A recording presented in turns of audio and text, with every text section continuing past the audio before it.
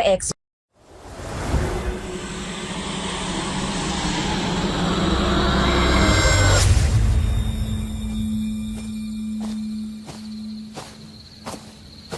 Antonio, anong ginagawa mo dito? Paano mo kami nasundan dito? Di na mahalaga yun, Juanita. Narito ako para sa bata. Antonio, hayaan mo na lang kaming mabuhay ng tahimik ng anak mo. Pagkunwari ka nilang sa mga kaanak mo na hindi mo kami natagpuan. Nakikiusap ako sa iyo, Antonio. Huwag mong paslangin ang anak natin. Patawad, Juanita. Subalit alam mong hindi sila maniniwala na totoong patay na ang bata kung hindi ko dadalhin sa kanila ang kanyang bangkay. Inosent ang anak natin, Antonio. Wala siyang taglay na anumang kapangyarihang itim. Hindi niya minanang pagiging mangkukulam ko o kahit ng pagiging albularyo mo. Masdan mong maamo niyang mukha. Maaati mo bang kitilin ang buhay ng sarili mong anak? Kailangan kong gawin ito para protektahan ang ating mga angkan. Malinaw ang nakita ng lola mong manghuhula. Pati na ang tiyahin kong si Tandagsora. Ang sanggol na nagmula sa lahi ng isang mangkukulam at isang albularyo ang magdadala ng labis na pigati at paghihirap sa lahi nating dalawa. Wala tayong ibang pagpipilian, Juanita. Kailangan nating gawin ito. Hindi ako papayag. Huwag kang lalapit sa amin, Antonio. Hindi kita papayagang paslangin ang anak ko. Patawarin mo ako, mahal. Patawarin mo ako sa gagawin ko.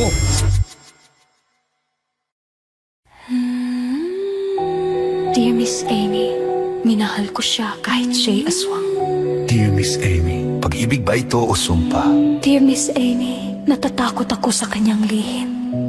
Ito ang aswang love story. Dear Miss Amy. Naniniwala ba kayo sa tadhana? Sabi nila lahat ng bagay na nangyayari sa buhay ng isang tao ay nakatakda na. Kaya anuman ang maging desisyon ng isang tao, hindi na mababago pang kapalaran niya. Pero may iba rin naman na naniniwala na ang lahat ng mangyayari sa hinaharap ay nakasalalay sa mga hakbang o pasya mo sa kasalukuyan. Ikaw daw ang may hawak ng kapalaran mo. Ikaw ang nagtatakda ng sariling kinabukasan mo. Alin nga kaya sa dalawang totoo? Kayo, dear listeners, naniniwala ba kayo sa tadhana o hindi? I-comment nyo sa comment section below ang mga sagot nyo at babasahin ko ang mga ito. Pero sasabihin ko na agad, hindi dito nangyari ang kwentong ibabahagi ko. Nangyari ito sa isang baryo kung saan ako lumaki. At para na rin sa katahimikan ng mga taong nabubuhay pa roon, hindi ko nababanggitin ang tunay na pangalan ng lugar. Pati na rin ang mga totoong pangalan ng mga taong sangkot sa kwentong ito.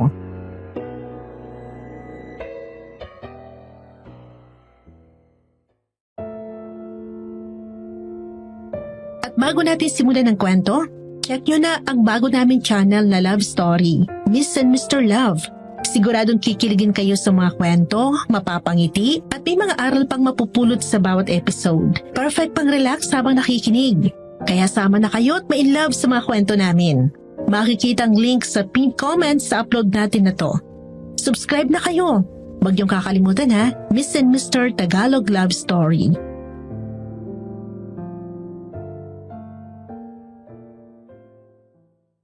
Dear Miss Abby, itago na lang po ninyo ako sa pangalang Tinay. Isa po akong tindera sa prutasan sa palengke. 23 na po ako. Matagal na po ako nakikinig sa iba pang channels nyo na kwentong Takip Silim, Sityo Bangungot, Aswang Radio, Aswang Confessions, Aswang Diaries at Sityo Pangil. Naaaliw po ako sa tuwing nakikinig sa mga kwento dito sa channel nyo. Kaya naisip ko na ibahagi rin ang kwentong nalalaman ko tungkol sa isang malapit na kamag-anak ko na tawagin na lang nating Marina. Iibahin ko ang lahat ng mga pangalan at mga lugar na babanggitin ko sa kwentong ito para maprotektahan ang tunay nilang mga katauhan. Dating mananahi si Marina. Nang mag-asawa siya ay tumigil na siya sa pananahi. Mayaman at maimpluwensya ang pamilya ng lalaki na pangasawa niya na si Lucio Barameda. Kilala ang mga Barameda sa buong bayan ng Santa Ana. Marami nga sa mga nakakilala kay Marina ang naiinggit sa malasinderelang love story niya. Sino nga ba naman ang mag-aakala na ang isang simple, mahirap at mananahi lang na tulad niya ang makakasungkit sa puso ng gwapo at mayamang si Lucio Barameda? Subalit sa ika-1 taon na anibersaryo ng kasal nila ni Lucio ay biglang nag-alsa balutan si Marina. Umalis sa mansyon ng mga Barameda at bigla na lang naglaho sa bayan ng Santa Ana ang babae. Marami ang nagtaka at nagtanong, ano ang nagtulak kay Marina para iwanan ang bilyonaryong asawa at ang marangyang buhay sa piling nito? Nahuli ba ni Marina na may ibang babae si Lucio o sumama sa ibang lalaki si Marina? Tila katapusan na yon ng mana fairy tale na love story ng dalawa.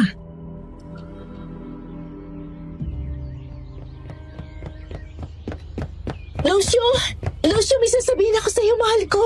Mukhang magandang mood mo ngayon, mahal ko. Hindi ka na ba nahihilo? Kumusta ng pakiramdam mo? Medyo nahilo ako kanina pero hindi na mahalaga yon. Sabi ni Dr. Canale, normal daw yun sa mga katulad ko. Anong ibig mo sabihin? Ang sabi mo wala ka namang sakit ng tawagan kita kanina habang nasa klinika. Wala nga akong sakit. Pero normal daw ang pagkahilo at pagduduwal sa mga buntis. Ano? Buntis ako, Lucio. Magiging tatay ka na. Magkakaanak na tayo. Hindi. Imposibleng mangyari yan, Marina. Gumagamit tayo lagi ng proteksyon at umiinom ka ng birth control pills. Hindi ba? Paano ka nabuntis? Hindi. Imposible ito. Alam ko hindi nga natin plinano to, Lucio. Pero sabi ni Dr. Canale, hindi raw 100% epektibo ang birth control method na ginagamit natin. Hindi epektibo? 2 klase na ng birth control ang gamit natin pero nabuntis ka pa rin? May posibilidad pa rin daw na mangyari talaga to sa kabila ng lahat ng ginawa natin, Lucio. Maliit ang posibilidad, kaya matatawag na nga raw na himala ang nangyaring ito. Himala? Himala nga ba o nagsinungaling ka sa akin? Marina, umamin ka. Iniinom mo ba talagang pills mo? Sinadya mo bang mabuntis ka? Sabihin mo sa akin ang totoo. Hindi ako nagsisinungaling sa'yo, Lucio. Iniinom ko ang pilis ko. Nag-usap na tayo noon pa man bago tayo magpakasal. Marina, ayokong magkaanak. Tinanong kita ng paulit-ulit kung ayos lang sa'yo yon at pumayag ka. Paano mo nagawa sa akin to? Hindi lang naman ako mag-isa. Nang mabaong sanggol sa tiyan ko, Lucio. 2 tayong gumawa nito.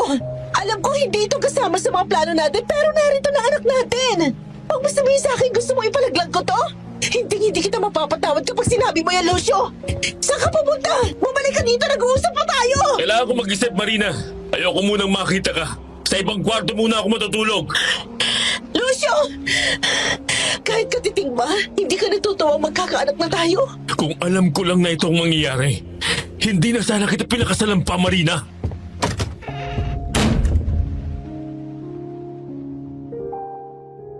Pagbitaw sa mga salitang yon ay formal ang ekspresyon ng lumabas ng silid si Lucio. Umahagulhol na napasalampak sa sahig si Marina. Parang binibiyak ang puso niya sa naging reaksyon ni Lucio sa balita niya. Akala pa naman niya mahigpit na yayakapin at masuyong hahagkan siya ng asawa at saka nito hahaplusin ng buong ingat ang tiyan niya. Wala sa hinagap niya na galit at akusasyon laban sa katapatan niya ang itutugon nito sa dapat sana'y masayang balita niya. Patuloy ang pag-agos ng mga luha niya hanggang sa makatulog na siya sa sobrang hinagpis at hinanakit sa asawa.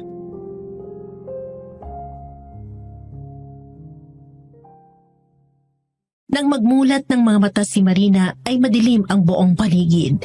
Tanging ang kandelabra sa mga dingding ang nagsisilbing liwanag sa silid.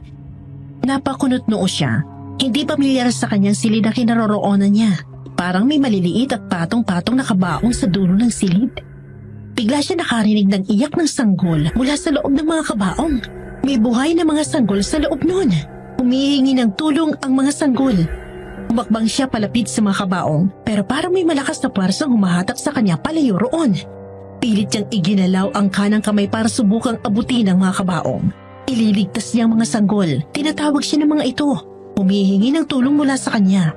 Yumuko siya ng maramdaman na may maliliit na kamay na nakahawak sa kanang kamay niya. Yun ang puwersang pumipigil sa kanyang humakbang. Napangiti siya sa napakaamong mukha ng maliit na batang lalaki na nakahawak sa kamay niya. Pamilyar sa kanyang itsura nito pero hindi niya maalala kung saan niya nakita ito. Yuyuko na sana siya upang kargahin ang bata nang biglang magbagong anyo nito. Sa isang kisap mata, ang maamong mukha nito ay naging mabagsik at nakakatakot. Nagmistulang mga bola ng hole ng mga mata nito. Naging matutulis sa mga ngipin at pangil. Humaba na tila maliliit na kutsilyo ang mga kuko at isang nakaririnding tili ang umalipas sa bibig nito. Isa itong tiyanak.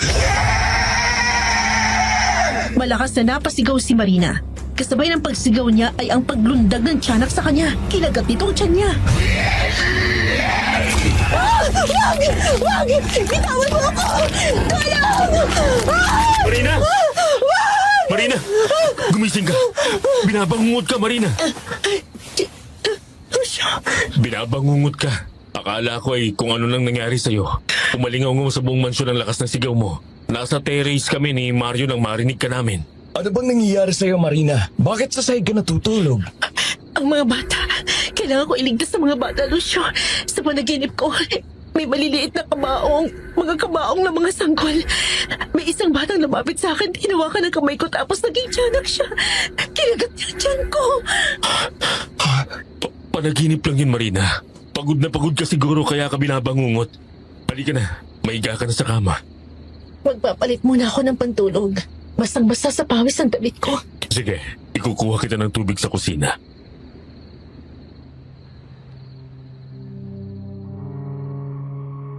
Pumasok sa walk-in closet si Marina at isinara ang pinto nun para doon magbihis.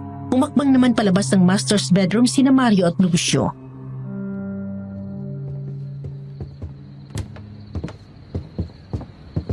Lucio, alam na ba niya kung anong nasa ilalim ng mansyon? Hindi pa. Hindi ngayon ang tamang oras para pag-usapan yun, Mario. Mas lalo lang siya matatakot at mag-aalala. Pero sa sinabi niya tungkol sa napanaginipan niya, parang nakita niya na mismo ang nasa ilalim ng mansyon. Imposible yun. Tago ang lagusan papunta ron. At hindi ko pa sinasabi sa kanyang tungkol doon. Niwala rin nga siyang ideya tungkol sa sumpa sa angkan natin. Kaya kami nagtalo kanina nang malaman ko ang kalagayan niya ay dahil hindi niya alam kung bakit tutol ako na magkaanak kami. Ngayon, huli na ang lahat. Buntis na siya. Ay, eto na nga bang sinasabi ko sa iyo noon pa. Imposible talaga na maiwasan natin ang sumpa. Maaga pa naman, maaari ninyo pang ipalaglag ang bata sa sinapupunan niya. Nang sa gayon, hindi maging masyadong mahirap para sa kanya ang pagkawala ng bata.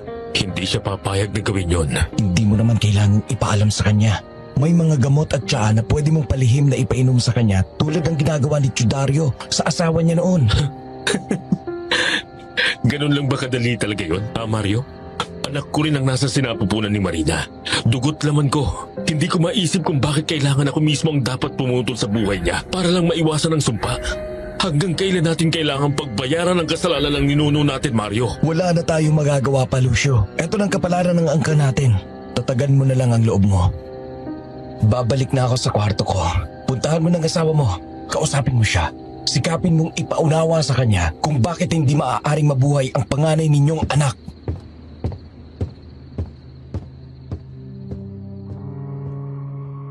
Mabigat ang loob na bumalik si Lucio sa silid nila ni Marina. Nakahiga na sa kamang babae. Maputla pa rin ang mukha nito at bakas sa mga matang takot. May pinong kirot na idinulot sa dibdib niya ang nakikitang tungkot sa anyo nito. Malinaw rin sa mga mata nito kung gaano kalalim ang hinanakit nito sa kanya. Inilapag niya ang bote ng tubig sa ibabaw ng bedside table malapit dito.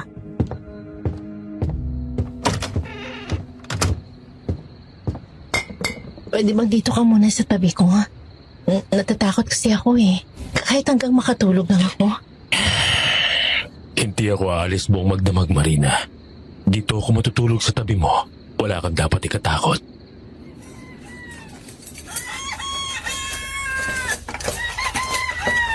Sino bang sinisilip mo dyan, Teresa? Nakain ang mesa. Tawagin mo na si Lola Juanita. Kumain na tayo. Sandali lang. Sinisilip ko pa yung poging bagong lipat sa bahay dyan sa kabila. Yung pamangkin na Aling Tekla. Nagdidilig siya ng mga halaman ng walang t-shirt. Halika dito, dali. Tingnan mo, ang macho niya at ang gwapo. Nakakagigil ang abs. Ay nako, ayoko na sa mga gwapong may abs. Sinusumpa ko silang lahat. Bahala ka dyan, basta ako nagugutom na. Lumalamig na ang sabaw ng sinigang. Masarap pa naman tong higupin habang mainit. Sige na nga. Ang KJ mo naman. Porket broken-hearted ka dyan sa ex mo eh. Lahat na ng gwapong may abs sinusumpa mo. Kumain na tayo, Lola. Niluto ko ang paborito niyong sinigang na hipon at pritong pork chop. May panghimagas pa tayong sariwang hinog na papaya. Binigay ni Aling Tekla kanina. Nasabi mo raw sa kanya na itong pinaglilian ko? Oo. Kinumusta kanya kagabi habang hinihilot ko ang bali sa braso ng apo niya. Nagulat nga ako na alam niyang buntis ka. Hindi ko pa naman sinasabi sa kanya yon. May pagkachismosa rin talaga ang babaeng yon, ano? Yan ho si Teresa ang nagsabi sa kanya, Lola. Kulang na lang pagsigawan ni Teresa sa lahat ng mga taga rito ang kalagayan ko ngayon.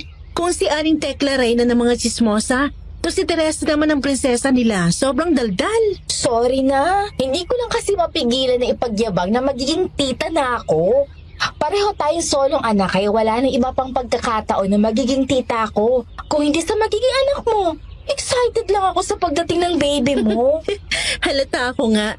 3 buwan pa lang itong pinagbubuntis ko pero hanggang pang 3 taong gulang na yata mga damit at gamit ng baby na pinagbibili mo. Alam mo naman na mahilig talaga ako sa mga bata. Ay, kung wala lang problema sa matris ko, tsak na nakasampung anak nga kami ni Brian bago siya namatay. Kaya nga tuwang-tuwa ako na malaman na magkakaanak ka na, Marina. Sa wakas may maaalagaan na akong baby. Magkakaroon na rin ng ingay ng bata dito sa bahay. Nauunawaan ko. Pero pigilan mo pa rin ang matabil mong dila, Teresa. Lumipat si Marina dito sa atin para lumayo at magtago sa mga barameda. Kung marami ang makakaalam sa kalagayan ni Marina ngayon hindi malabong makarating sa mga barameda na narito siya. Baka ikaw pa mismo ang maging dahilan para matuntun nila siya. Pasensya na ho, Lola. Hindi ko sinasadya. Pero hindi ko lang ho kasi talaga maintindihan kung bakit kailangan layasan ni Marina ang asawa niyang ubod ng yaman. Buntis pa man din siya ngayon. Hindi ba mas lalong kailangan niyang suporta at presensya ng asawa niya? Ang laki-laki naman siya ng mga barameda. May sariling kwarto siya doon. Malaki at maganda. Pero narito siya at nakikisiksik sa maliit na kwarto mo. Hindi sa gusto ko na umalis siya dito sa bahay natin, ha? Nagtataka lang talaga ako. Lola Juanita, sa tingin ko ho, dapat sabihin na natin kay Teresa ang totoong dahilan kung bakit nagtatago ako rito ngayon. Baka madulas siya sa makakausap niya at maikwento niya pa kung sino ka talaga. Pawawala ng saysay ang pagtatago mo rito, Marina. Hindi naman ho alam ng mga barameda na magpinsang kami ni Teresa, Lola. Kaya nga, swerte na lang din talaga na hindi kayo nakadalos sa kasal namin ni Lucio. Hindi nila alam kung anong mga itsura nyo. Iba-iba rin naman ang mga apelyido natin, kaya mahihirapan silang i-connecta tayong tatlo sa isa't isa. Ay, isa pa yan. Hindi pa nga pala kita napapatawad sa hindi mo pag-imbita sa akin sa kasal mo. Tayo-tayo na nga lang magkakapamilya. Hindi mo pa kami inimbitahan sa kasal mo. Ikinakahiya mo siguro kami. Alam mo, pinadalhan ko kayo ng imbitasyon sa kasal ko, Teresa. Pero itinago yun ni Lola Juanita. Siya ang nagdesisyon na huwag kayong dumalo. Oo naman, alam ko yun, Binibiro lang naman kita. Masyado na kasing nagiging seryoso ang usapan. Alam ko naman ako may sisisihin kung bakit hindi kami nakadalo sa kasal mo. Si Lola yon. Dahil ayokong makaharap ang mga barameda. Kung nalaman ko nga lang na isang barameda palang lalaking balak mong pakasalan noon, ay pinigilan na kita, Marina. Dahil dyan sa pagsisikreto mo sa relasyon ninyo ni Lucio noon, hindi kita nabalaan tungkol sa angkan niya. Paano ho naman hindi magsisikreto si Marina sa inyo, Lola? Lahat na lang ng maliligaw niyo noon, inaayawan niyo. Kung tutuusin, kahit sa akin noon ay ganyan din ang paghihigpit ninyo. Kung hindi pa kami nagtanan ni Brian ay hindi kami maikakasal. Ginaya lang ako ni Marina. Kung hihintayin pa niyang pahintulot ninyo, malamang tumandang dalaga na siya. Oo, mas mabuti na ang tumandang dalaga kaysa naman makapangasawa ng walang hiyang lalaki. Kita mo ngayon ang nangyayari sa kanya. Buntis, pero walang kikilalaning ama ang anak niya dahil walang hiya ang asawa niya. Pasensya na ho ulit talaga sa paglilihim ko ng Lola Juanita. Hindi ko naman ho alam na may nakaraan pala kayo ng lolo ni Lucio. Teka, may naalala lang ako. Hindi ba yung lalaki naghatid sa'yo dito ay nagtatrabaho sa mansyon ng mga barameda, Marina? Hindi ka ba nag-aalala na baka isumbong niya sa mga amo ninyo na narito ka? Gaano kalaki ang tiwala mo sa kanya? Sigurado ka ba na hindi niya ituturok kina Lucio na narito ka? Malaki ang tiwala ko kay Mang Ador, Teresa. Kasabot ko siya. Siya ang tumulong sa akin na makatakas sa mansyon na hindi namamalayan ni Lucio. Matagal na siyang nagsisilbi sa kanila, pero mabuting tao siya. At alam niya na, kung hindi ako aalis sa mansyon, malalagay sa pangarib ang buhay ko at ng anak ko. Ano? Pero bakit? Ano ba talaga ang nangyari at nalayasin mo ang asawa mo? Pinagmamalupitan ka ba niya? Kaya ba sinasabi mong manganganib ang buhay ninyong mag-ina? Hindi ako pinagbubuhatan ng kamay ni Lucio. Pero ayaw niya magkaanak kami. Simulat sa pool, sinabi niya na wala siyang balak magkaroon ng anak kahit kailan. Hindi pa man isinisilang ang anak namin, itinakbol niya na to. Sa halip na matuwa, nagalit siya nang malaman niya buntis ako. Ano? Abay, gago naman pala talaga ang lalaki yun. Hindi raw dapat nangyari to eh. At akala pa niya, sinadya ko magbuntis sa kabila ng pag-ayaw niya. Pero aksidente talaga ang pagbubuntis ko. Sa kabila ng pag-iingat namin, nabuo pa rin ang sanggol sa tiyan ko. Kaya alam ko nakatakda talaga para sa amin ang sanggol na to. Akala ko sa paglipas ng mga araw matatanggap niya ng anak namin. Pero mas lalo lang siyang lumalayo at nagiging malamig ang pagtrato sa akin. Nang sabihin ko makikipag-iwalay ako sa kanya, kung hindi niya kayang mahalin tanggapin ang anak namin, hindi siya pumayag. Binawalan niya rin ako lumabas ng mansyon na hindi siya kasama. Para ako naging preso sa loob ng sariling pamamahay ko. Mas mahalaga sa kanya ang sasabihin ng ibang tao. Malamang iniisip niya na kung malalaman ng lahat na hiniwalayan niyang buntis niyang asawa, bababa ang tingin nila sa kanya. Ano nga namang klaseng lalaki ang mag-aabandona sa kanyang mag-ina? Huhusgahan siya ng mga tao, lalo na ng mga nakakaalam sa istorya ng pamilya nila. Ano ang ibig niyo sabihin, Lola Juanita? Saka ako nasasabihin sa iyo ang tungkol ron. Bastang mahalaga ngayon maging malusog at ligtas kayong mag-ina. Huwag mo nang isipin pa ang gagong yun, Marina. Kung ayaw niya sa anak ninyo, hayaan mo siya. Kawalan niya yun. Tutulungan kitang palakihin at alagaan ang anak mo. Kaya natin tatlo ni Lola Juanita na buhayin ang bata kahit walang tulong ng walang kwentang ama niya. Maraming salamat, Teresa. Kung wala kayo ni Lola Juanita, hindi ko alam kung anong gagawin ko.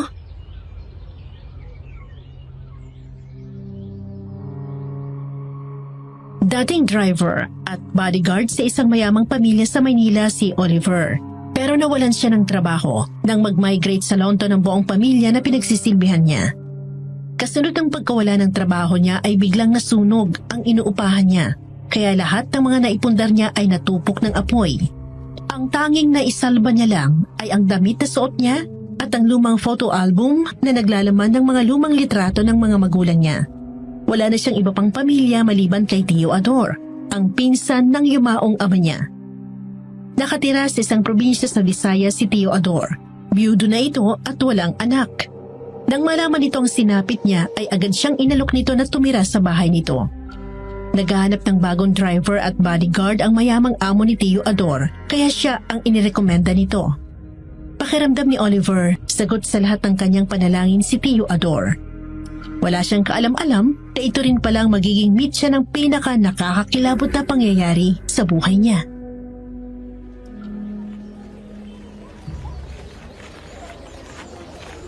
Mabait ho ba si Sir Lucio, Tio? Mahusay po akong kumilatis ng tao. Pero habang kausap ko siya kanina, hindi ko talaga matyansya ang ugali niya. Mukha siyang masungit at istrikto sa unang tingin. Parang nakakatakot galitin.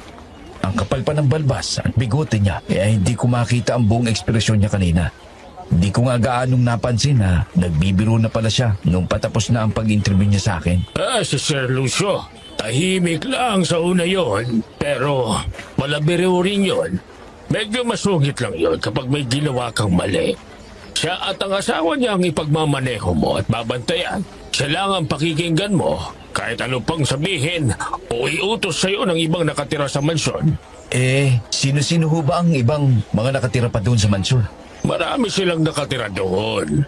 Pero ang mga importanteng tao na dapat mong makilala ay sina Don Antonio, Sir Mario at Doña Conchita. Si Don Antonio ang lolo sa tuhod ni Sir Lucio. Si Sir Mario naman ay pinsan ni Sir Lucio. Si Doña Conchita ang lola sa tuhod ni Sir Lucio. Bihira na siyang lumabas ng silidya. Nakaratay na lang siya sa kama.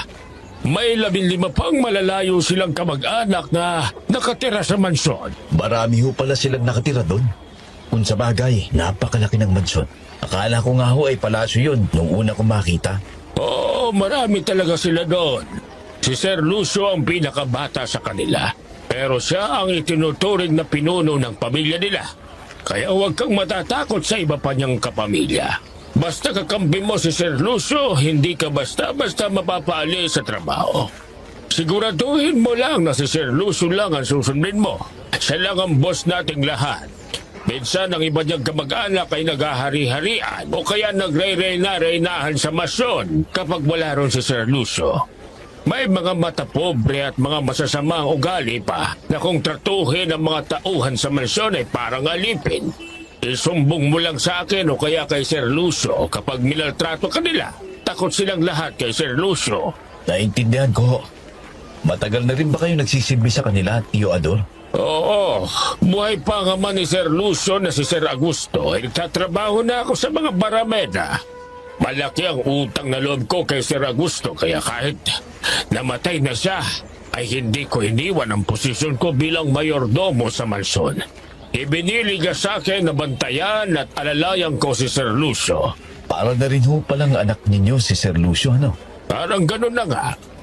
Basta tatandaan mo lang ha, na anumang marinig o makita mo habang nagtatrabaho sa kanila, hindi mo pwedeng ipagkalat sa kahit na sino. Kung may mapapansin kang kakaiba, itikom mo lang ang bibig mo at akong tanungin mo. Huwag kang papasok sa mga silid na hindi ko pinakita sa'yo. At uulitin ko sa'yo ha, anumang marinig o makita mo, ay hindi mo maaaring ipagsabi sa kahit na sino. Anong ibig ninyo sabihin, Tio? Basta iwasan mong makiosyoso sa pamilya nila. Huwag kang makikialam sa mga nangyayari sa pagitan nilang magkakapamilya. Gawin mo lang ang trabaho mo ng maayos. Naintindihan ko ho. Ay ano nga bang mga bibilhin mo dito sa palengke? Mga damit ho at iba pang mga gamit. Wala akong ibang damit maliban dito sa suot ko nang dumating ako dito nung isang araw, Tio. Oo nga no. Pansin ko nga medyo masikip sa'yo ang mga damit ko. Nagmukhang crop top sa'yo ang t-shirt ko. Mas matangkad at maskulado ka kasi. Oo, kailangan ko na talagang bumili ng mga bagong pantalon at t-shirt. Pati mga damit pambahay at boxers. Naisukat mo na ba ang dalawang uniforming binigay ko kanina? Hindi pa nagamit ang mga yon. Maliit kasi kaya hindi naisuot ni Dennis noon. Si Dennis ang dating driver ni Sir Lucio. Mas malaking katawan niya kaysa sa'yo. Pero pareho lang kayo ng tangkad. Kasya ba sa'yo ang dalawang uniforme? Oo, kasya naman ho. Magpapatahin na lang ho ako ng dalawa pang asul at dalawang puting polo. At saka mga pants para saktong pang-anim na araw na ang mga uniforms ko. Sa tingin ko nga ho, sobra-sobra itong ibinigay ni Sir Lucio na allowance para sa mga uniforme ko. Ay, sakto lang yan. Pinasobrahan talaga niya yan para daw may pambili ka pa ng iba mong kailangan. Kung gusto mong mag-advance, magsabi ka lang daw at ibibigyan niya ng maagang sweldo mo. Talaga ho? Hindi pa nga po ako nagsisimula pwede na agad akong bumalik. Oo, sabi ko naman sa'yo mabait at galante si Sir Lucio. Nagbibigay pa siya ng bonus sa tuwing 3 buwan kapag natuwa siya sa trabaho ng mga tauhan niya. Aba, napakoserte naman pala ng mga empleyado niya. Tsak nagaganahan din ako magtrabaho para sa kanya. Maganda talagang trato ng mga barameda sa mga tauhan nila sa mansyon man, sa kumpanya nila o kahit sa plantasyon nila. Kaya nga marami sa mga tauhan nilang nagtatagal talaga sa kanila. Kahit naman ako siguro, kung maayos ang sweldo at mababait ang mga amo, magtatagal din talaga ako sa kanila Tio, saan ba ang tindahan ng mga damit dito? Nakikita mo ang pasilyong yan. Sa dulo niyan ay kumaliwa ka at makikita mo na ang hilera ng tindahan ng mga damit. Ang alam ko, meron ding batahian dyan. Pwede kang magpatay ng uniform mo doon. Bibili lang ako ng isda at gulay para sa hapunan natin mamaya. Pupunta na lang kita roon at hanapin kapag nakabili na ako. Sige ho.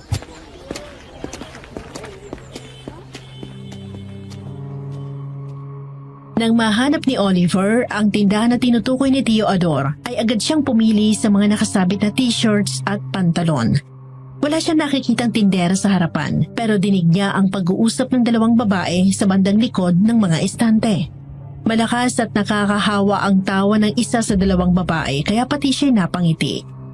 Maya-maya'y lumabas ang isang napakagandang babae mula sa likod ng tindahan. Itim na itim at medyo kulot ang mahabang buhok nito. Morena ito at balingkinitan. Mahaba ang mga pilik mata. Hugis puso ang pulang-pulang mga labi at napakaamo ng mga mata. Hindi si Oliver ang tipo na naniniwala sa love at first sight. Pero ng mga sandaling yun, ramdam niya ang biglang pagbilis ng tibok ng puso niya habang nakatitig sa napakagandang mukha ng babae. Na hindi niya namalayan na kinakausap na siya ng babae dahil nakatuon ang buong atensyon niya sa magandang mukha nito.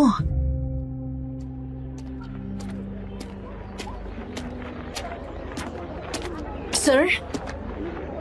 Sir? Magandang hapon, sir. Anong hinahanap nyo? Okay lang ba kayo, sir? Pasensya ka na, miss. Oo, okay lang ako. Nagulat lang ako na makita kita. Kasi ang ganda mo. Akala ko diwata ang kaharap ko. Salamat ho, sir, pero hindi na ho ako single.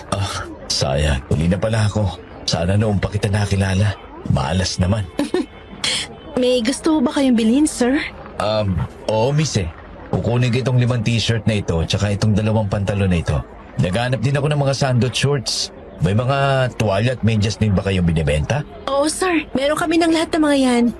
Dito sa standing ito, ang mga sando. Dito sa kabila naman ng shorts. Konti lang mga tuwalya at medyas namin dito kasi hindi pa dumarating yung bagong stocks. Mabili na lang ho kayo dito, sir. Mukhang dami niya bibili na. Lahat ba ng mga to para sa inyo? Oo nasunugan kasi ko.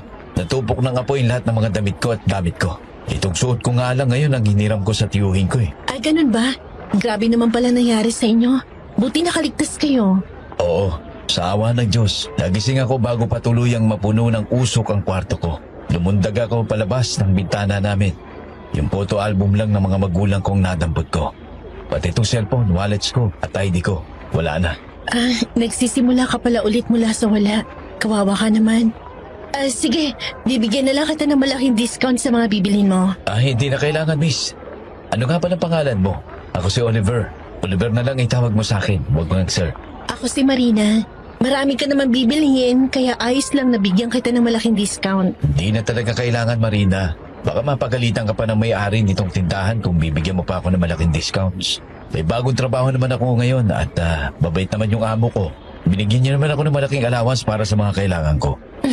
Sa lahat ng binibigyan ng tawad, ikaw lang nakilala ko na umaayaw, Oliver. Ayaw ko lang kasi na mapagalitan ka pa ng may-ari nitong tindahan kung bibigyan mo pa ako ng malaking discounts. Baka ibawas pa yun sa sweldo mo. Siya nga pala, nagtatahirin ba kayo ng mga polo at slacks? Yung ganito ang estilo? Oo, kayang tahiin ng mananahi namin yan. Rush ba to, Oliver? May dagdag kasi kapag rush ang pinapatahi eh. Oo, sana Marina eh. Uniform ko kasi yan para sa bago kong trabaho. Kailangan ko ng 2 puting polo at 2 asul na polo, tsaka 4 na black na pants. Okay, sige. Sandali lang. Tatawagin ko lang pinsan ko si Teresa. Siya magsusukat sa'yo. Siya rin mananahin namin dito eh. Ang totoo sa kanyang pwestong ito. At natitiyak ko na kapag nalaman niya kung gaano karami bibilin mo, siya na ang kusa magbibigay sa'yo ng discount.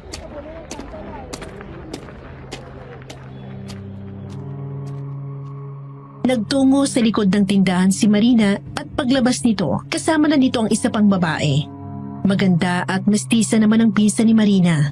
Mukhang mas matanda ito kaysa kay Marina. Palabiro ito kaya pati si Oliver ay natatawa rito habang sinusukatan siya nito. At dahil sa pagbibiro ng pinsan ni Marina, muli niyang narinig ang nakakahawang tawa ni Marina. Hindi niya tuloy maiwasang titigan ng babae na lalong gumaganda sa tuwing tumatawa ito.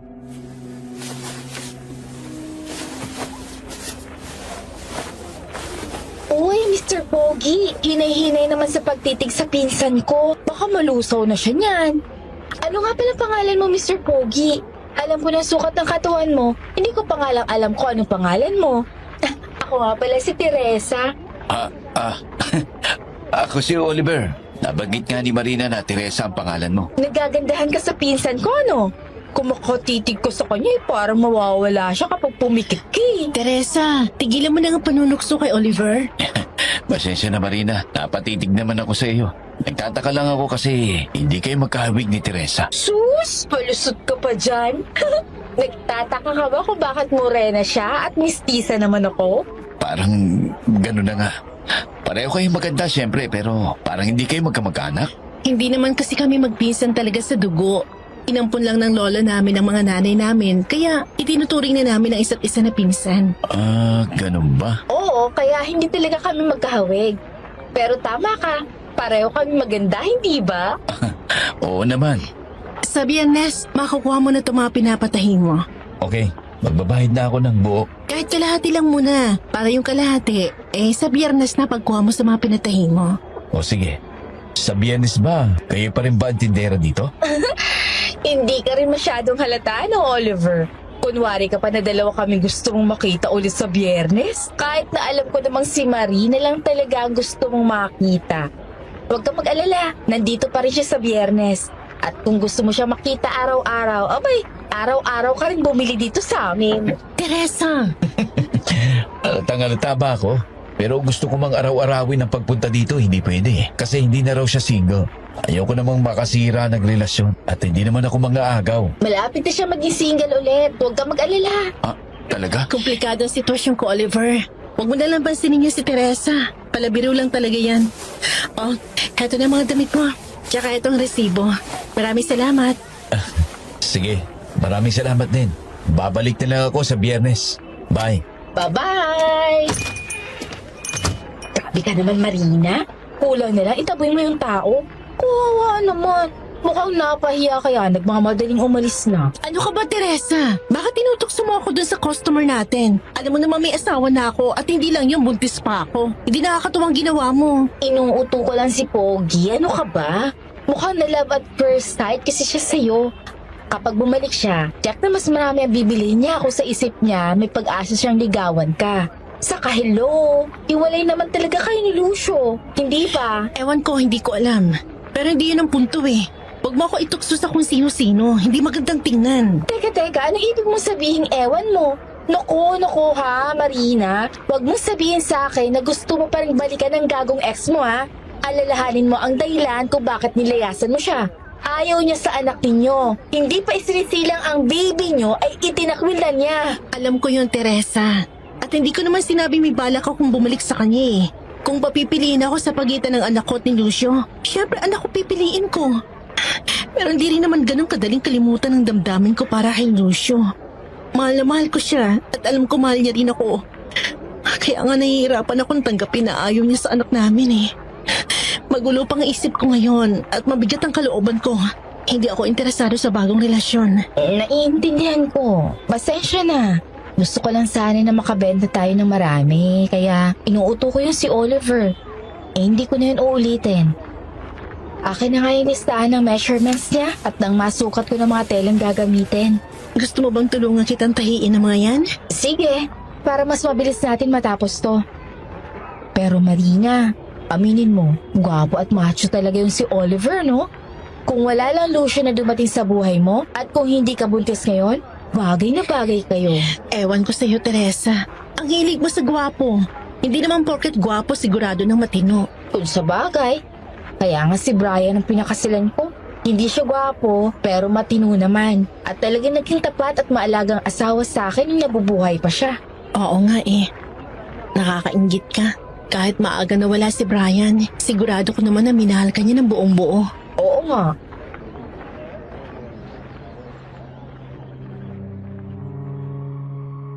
Naalimpungatan si Marina nang marinig ang mahina at sunod-sunod na katok sa pinto ng kwartong tinutulugan nila ni Lola Juanita. Maingat siyang bumangon upang hindi magising ang katabi niyang lola. Pupungas-pungas na binuksan niya ang pinto ng kwarto. Biglang naglaho lahat ng bakas ng antok niya nang sa halip na si Teresa ay si Lucio ang mabungaran niya sa labas ng pinto. Sa likod nito ay nakatayo si Teresa na nakapamewang at nakasimangot.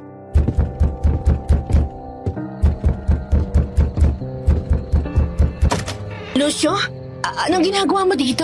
Hindi ko na siya napigilang pumasok dito, Marina. Pagbukas ko ng pinto ng bahay, ay dire-diretso na siyang pumasok na akala mo pag-aari niya ang lahat. Gusto mo bang tumawag ako ng barangay? At ano naman ang sasabihin mo sa kanila? Wala akong masamang pakay. Sinusundo ko lang ang asawa ko. Paano mo ako natuntun dito, Lucio? Alam ko kung nasaan ka mula pa ng araw na umalis ka sa mansyon, Marina. Sinabi sa iyo ng mga ador ko nasan ako. Oo, tapat sa akin si Mang Ador. Ako ang nag-utos sa kanya na ihatid ka sa kung saan ka pupunta upang matiyak ko na ligtas kang makakarating sa lugar na pupuntahan mo. Hindi rin pala talaga ako nagtagumpay sa pagtakas sa iyo. Iba talagang nagagawa ng may pera at impluensya. Ano na nga yung balak mo? Kalad ka rin ako pabalik sa mansyon? Marina, asawa kita. Ang bahay mo ay bahay ko. Hinayaan lang kitang manatili rito upang makapag-isip-isip ka. Kinailangan natin ng konting oras na malayo sa isa't isa. Sapat naman siguro ang ilang linggo para lumamig ang ulo natin at makapag-usap ulit tayo ng maayos. Handa ka na ba bumalik sa mansyon? Asawa pa rin kita. Dapat ay kasama kita. Hindi siya sasama sa'yo. Marina, huwag kang maniniwala sa mga sasabihin niya. Bubulahin ka lang yan. Diyan magaling ang mga lalaking katulad niya. Pwede ba tayo mag-usap ng tayong dalawa lang, Marina? Marami akong gustong sabihin sa'yo. Hindi na magbabago ang desisyon ko, Lucio. Hindi yun magbabago kahit kailan. Mahal ko ang anak natin at kung hindi mo siya kayang tanggapin, mas mabuti maghiwalay na lang tayo. Dahil hindi ko siya palalakihin sa pili ng ama niyang itinatmo siya. Hindi pa man siya isinisilang. Alam ko, patawarin mo ako sa mga nasabi ko noon, Marina. Dala lang yun ang labis na gulat ko sa sitwasyon. Hindi ko kailanman inasahan na magiging ama ako. Please, mag-uusap tayo ng tayo lang dalawa. Marami akong gustong ipaliwanag sa'yo. Sige, doon tayo sa bakuran mag-usap.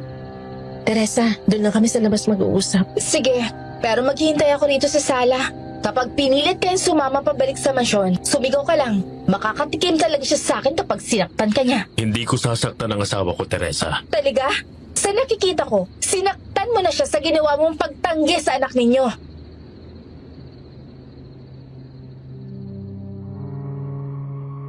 Kumunot ang noo ni Lucio at napatiing bagang ito. Wala itong naisagot dahil totoo naman ang sinabi ni Teresa. Inirapan ni Teresa si Lucio bago naupo sa sofa na katapat ng malaking bintana. Mula roon ay tanaw nito ang bakuran. Sinadya nitong ipakita kay Lucio na matamang magmamasid ito sa kanila kaya't anumang sandali ay handa itong daluhan si Marina. Lihim na nagpapasalamat si Marina na hindi nagising si Lola Juanita. Dahil tiyak na higit pa sa pagtataray ni Teresa ang gagawin ng lola niya kapag nalaman na narito si Lucio. Nagtungo sa bakuran sina Lucio at Marina.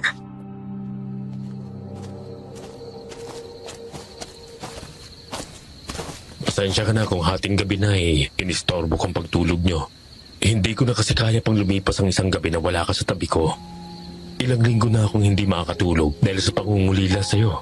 Sabik na akong makita at mayakap ka. Lucio, Alam kong kasalanan kong lahat ng to, Marina. Hindi kita sinisisi sa pagtakas mo sa mansyon. Kumusta ka na? Maayos bang pakiramdam mo? May pinaglilihaan ka na ba na kakaiba? maayos naman ang kalagayan ko. Maliban sa ilang mga prutas, wala pa ako ibang pinaglilihian. Pero Lucio, Ano ang mga prutas na gusto mong kainin? Magpapabili ako ng mga ador bukas ng umaga. Nakapagpa-check up ka na ba sa doktor? Lucio, bakit ka nandito? Tulad ng sabi ko sa pinsan mo, Marina, sinusundo na kita. Umuwi ka na sa atin. At ang anak natin? Paano ang anak natin, Lucio? Handa ka na bang tanggapin at mahalin siya? O patuloy ka lang ulit magpapanggap na wala akong dinadala sa sinapupunan ko? Mahal kita, Marina. Mahal na mahal. Hindi yun ang tanong ko, Lucio. Mahal kita. Kaya mahal ko rin ang batang nasa sinapupunan mo. Hindi ko alam kung paano ipapaliwanag ang buong katotohanan sa'yo. Akala ko makakatakas na ako sa pagtatapat tungkol doon dahil sumang-ayon kang huwag tayo magkaanak. Uulitin ko, hindi ko sinadyang mabuntis, Lucio. Alam ko, patawarin mo ako sa pagbibintang yun sa'yo. Hindi kita naiintindihan, Lucio eh. Ganun na lang ba talaga ang pag-aayo mo sa mga bata na pati sarili mong anak? Hindi mo kaya mahalin at tanggapin? Wala nga sa plano natin to, pero narito ng sanggol, Lucio. Bunga siya ng pagmamahala nating dalawa. Ang desisyon ko na hindi magkaanak ay walang kinalaman sa tanong kung kaya ko bang mahalin ang bata, Marina. Nang sabihin mo sa akin na buntis ka, ang inisyal na reaksyon ko ay tuwa. Pero agad napalitan ng takot ang tuwa na yon. Pero bakit? Dahil isinumpa ang lahat ng pangalay na anak sa pamilya ko, Marina. Umiiwas lang ako sa sumpa sa pamilya ko kaya ayokong magkaanak. Ayokong danasin ang anak natin ng sumpang ilang taon nang nagpaparusa sa angkan namin. Ano? Anong sumpa, Lucio? Hindi kita naiintindihan eh. Sumama ka sa akin pa uwi sa mansyon ngayong gabi. Kailangan kong ipakita sa iyo ang pruweba na sinasabi ko upang malaman mo na hindi ako gumagawa lang ng kwento. Lucio, natatakot ako. Natatakot ka sa akin? Marina, hindi kita sasaktan. Mas nanaisin ko pang ibuwis ang buhay ko kaysa saktan ka. Alam ko hindi mo ako sasaktan. Pero natatakot ako sa sinasabi mong sumpa. Nanganganib ang buhay ng anak natin dahil sa sumpang yun. Yung ba ibig mo sabihin? Ayaw mo magkaanak tayo dahil sa sumpang yun? Oo, Marina. Pero pangako, gagawin kong lahat para protektahan kayong dalawa ng anak natin. Ano man ang mangyari, titiyakin kong ligtas kayong mag-ina. Sige, sasama ako sa'yo. Pagpapaalam lang ako kay Teresa. Hindi mo ba dadali ang mga gamit mo? Hindi na muna. Naiintindihan ko. Balak mo pa rin bumalik ulit dito pagkagaling sa mansyon. Hindi sa ganoon. Nasa kwarto ni Lola Juanita ang mga gamit ko at ayoko magising siya. Tsaka pipigilan niya akong sumama sa'yo kapag nalaman niyang narito ka. Galit siya sa'yo. Hindi ko siya masisisi.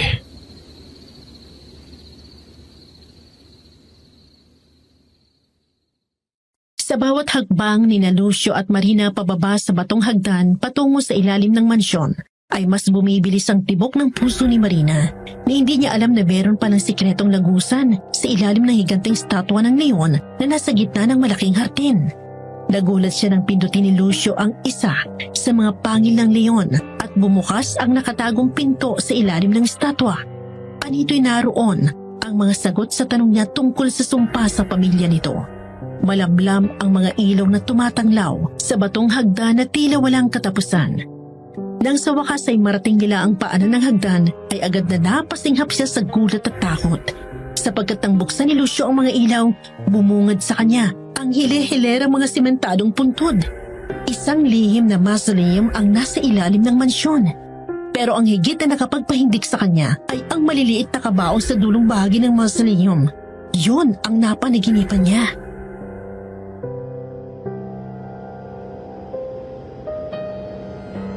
Lucio, anong lugar to? Mga puntod ba mga yan? Oo, Marina. Dito nakalibing ang lahat ng mga ninuno ko. Pero hindi ang mga yan ang gusto kong ipakita sa'yo. Halika, narito ang gusto kong ipakita sa'yo. Sergio Barameda? Born on August 8, died on August 11? Nabanggit mo dati na may kuya ka namatay ng baby pa lang to, hindi ba? Ito bang puntod ng kuya Sergio mo? Oo, anak siya sa unang asawa ni Papa. Namatay siya 3 araw lang mula nang ipinanganak siya. Hindi yun nakayanan ng unang asawa ni Papa kaya nagpakamatay rin yun. Pinakasalan ni Papa si Mama 5 taon matapos niyang mabiyudo at akong naging anak nila. Lucio, ang dami ng maliliit na mga puntod dito. May ilan pa na sa sobrang liit ay parang di kasyang isang sanggol. At ilan sa kanila, ang araw ng kapanganakan ay siya ring araw ng kamatayan nila. Anong nangyari sa kanila, Lucio? Yan ang tinutukoy kong sumpa sa pamilya ko, Marina. Ang mga sanggol at batang yan ay pawang mga panganay na anak ng bawat henerasyon ng pamilya ko. Dahil sa sumpa sa pamilya namin, walang panganay na anak na nabubuhay ng lampas sa unang kaarawan nito. Minsan, nasa sinapupunan pa ay namamatay ng sanggol. Sila ang nasa pinakamaliliit na kabaong na yan. Diyos ko, nakakatakot naman. Oo. At ang ilan sa mga ninuno ko sa pagnanasang matakasan ng sumpa, sinadya nilang magkaroon ng anak sa ibang babae o ibang lalaki bago sila nagpakasal at nagkaanak sa babae o lalaking mahal talaga nila. Nang sa gayon, kapag namatay ang panganay nilang anak, hindi nila masyadong damdamin yon. Iniisip nilang maililigtas nilang magiging anak nila sa babae o lalaking minahal at pinili nilang pakasalan. Diyos ko, Lucio, paano nila nagawa yun? Anak pa rin nila ang unang batang yun. Hindi ko rin alam kung paano nila naatim gawin yun sa sarili nilang laman at dugo, Marina. Alam kong hindi masisikmurang gawin yun kaya mas pinili ko na wag nang magkaanak. Pero tila binibiro tayo ng tadhana dahil sa kabila ng lahat ng pag-iingat natin, nabuntis ka pa rin. Lucio, ito ang totoong rason kung bakit ganun ang naging reaksyon mo sa pagbubuntis ko. Ibig sabihin ng anak natin, mamamatay rin siya. Siya ang panganay mong anak. Mamamatay din ang anak natin, Lucio. Hindi. Hindi mangyayari yun, Lucio. Hindi, Marina. Hindi siya mamamatay. Yan ang tinitiyak ko sa'yo. Ligtas mong isisilang ang ating anak at lalaki siya nakasisiguro na mahal ko siya. Hindi pa man siya isinisilang. Pangako, Marina, puprotektahan ko anak natin sa sumpang yun. Paano, Lucio? Paano mo makukontra ang sumpa?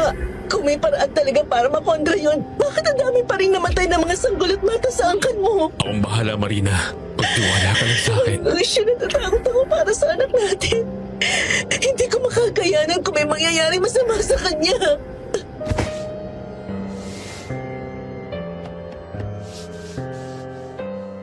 Mahigpit na niyakap ni Lucio si Marina at sa harapan ng mga puntod ng lahat ng panganay na anak ng mga Barameda ay tahimik siyang nangako na ang anak niya ang unang panganay na makaliligtas sa sumpa kahit nangangahulugan pa yon ng sariling kamatayan niya.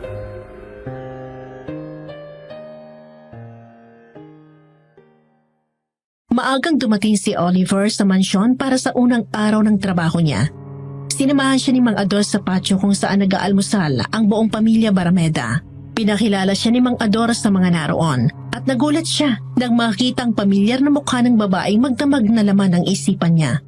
Pilit niyang pinagtakpan ng reaksyon niya nang magtama ang mga tingin nila. Naroon ang tindera na binilhan niya nung isang araw sa palengke. Ibang-ibang itsura nito ngayon. Mamahalin ng suot nitong bestida at nakapusod ang mahabang buhok nito. Kung hindi lang niya nakita ang ekspresyon sa mga mata nito na tila nakilala rin siya nito, ay iisipin niyang ibang babae ito. Hinintay niyang sabihin nito nagkakilala na sila noong isang araw, pero matapos ang tipid na pagtango ay wala na itong sinabi pa. Tila ayaw nitong ipaalam sa mga naroon na nagkakilala na sila.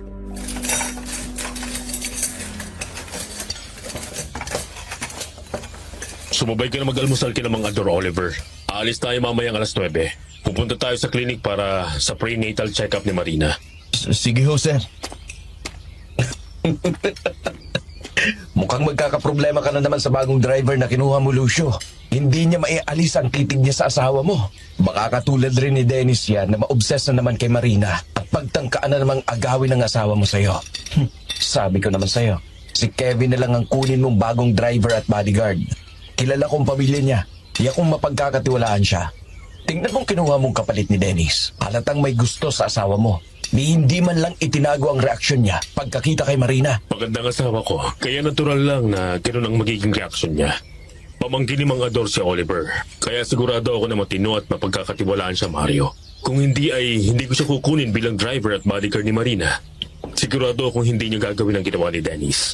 Lucio, magbibihis na ako para sa lakad natin mamaya. Konti pa lang nakain mo, Marina, at makakasama sa bata kung hindi ka kakain ng tama. Ubusin mo muna ang prutas sa plato mo at saka ka na umakyat para magbihis. Sige na nga. Napakamasonuri naman ngayon ang asawa mo, Lucio. Naturuan mo na ba siya nagleksyon? Nauunawa naman niya na kapag sinabi mo na sa kanya na tumahol siya ay dapat lang na tumahol siya. Mas nakabuti pala ang pag-alis niya dito sa mansyon, ano? Ngayon naaalala niya na kung gaano kalaki ang kaibahan ng buhay niya noon sa buhay niya ngayong barameda na siya. Siguradong hindi na siya maglalayas pang muli. Akala ko nga'y matatagalan pa bago ka makumbinsin ni Lucio na bumalik dito sa mansyon, Marina. Kung nakipagpustahan pala ako kina Tio Darius, ay matatalo ako. Akala ko kasi pahihirapan mo pa muna si Lucio bago mo siya patawarin. Yun pala'y naghihintay ka lang talaga na sunduin niya mula sa kung saan ka man nagtatago. Nag-usap na kami ni Lucio at nagkasundo kaya walang dahilan para patuloy akong bumukod ng tirahan. Gusto ko na masaksihan din ni Lucio ang lahat ng mangyayari sa pagbubuntis ko. Bilang unang anak namin to, excited kami pareho sa mga development ng baby namin. Hindi niya makikita mga pagbabago sa sanggol kung malayo kami sa isa't isa. Nakakatawa ka, Iya. Anong silbi ng lahat ng iyon kung pagkapanganak mo ay mamamatay din naman ang sanggol? Hindi mangyayari yan. Tama na, Lolo! Aba, at bakit ninyo ako sinisigawan? Nagsasabi lang ako ng totoo. Alam mo na ang tungkol sa sumpa, hindi ba, Marina? Dinala ka ni Lucio sa mausoleo ng pamilya. Marina, umakyat ka na sa kwarto. At maganda para sa pagpunta natin sa klinik. Hihintayin na lang kita sa garahe. Sige. Maiwan ko na kayo, Lolo Antonio. Mario.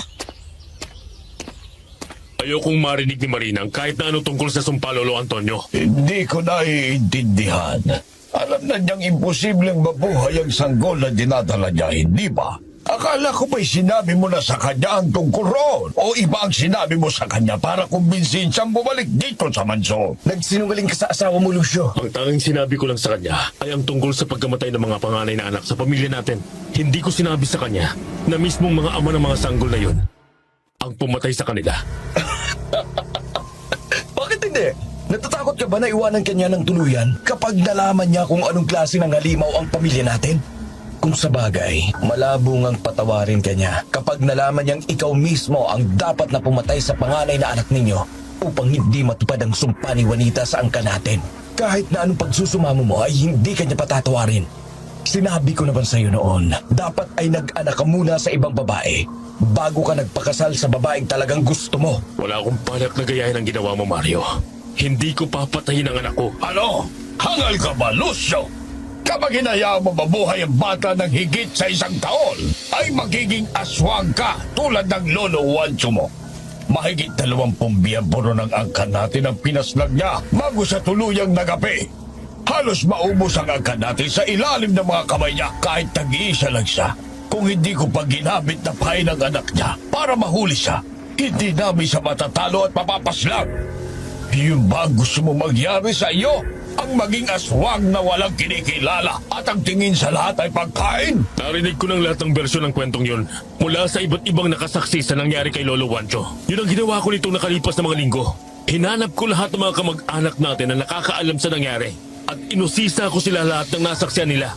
At alam mo ba kung anong kasali sa kwento nila na hindi mo kailanman binanggit sa akin? Pangalin, na hindi niya sinaktan ang mag-ina niya. Kalokohan yun. Nakaligtas sina Patricia at Chola dahil ililigtas sila ng mga kapatid na manunugis ni Patricia. Huwag kang maniwala sa mga kwento ng iba na hindi inatake ni Wancho ang mag-ina niya. Gawa-gawa lamang yun ni na Patricia.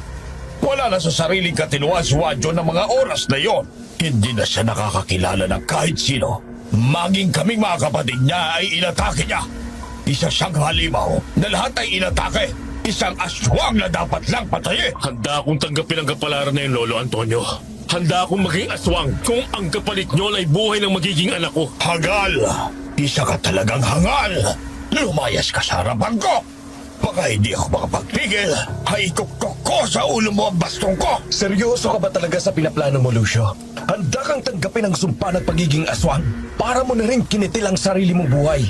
Kung hindi mo talaga kayang paslangin ang sanggol, kapag isinilang na ito, pwede mo namang kumbinsihin si Marina na ipalaglag na lang ang bata tulad ng ginawa ni Carla sa panganay na anak niya.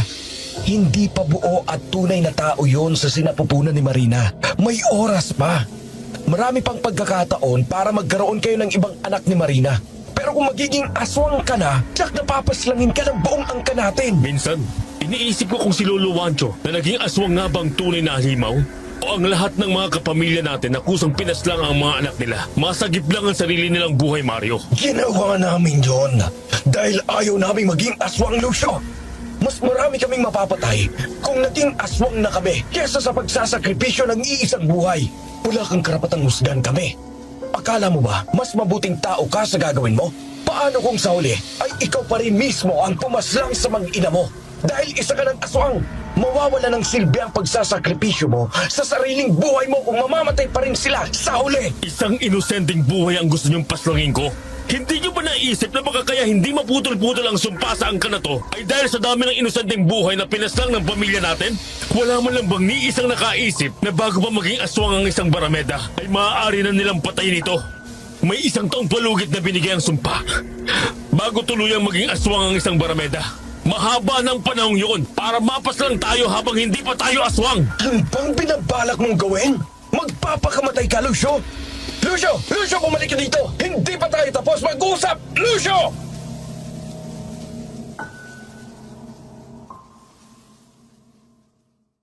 Pumipita si Marina ng mga bulaklak na ilalagay niya sa vase sa kwarto nila ni Lucio nang lapitan siya ni Oliver. Halata niya ang pag-aatubili ng lalaki. Tila hindi nito malaman kung paano simulan ang gustong sabihin sa kanya. Nginitian niya ito at sinenyasan na lumapit sa kanya.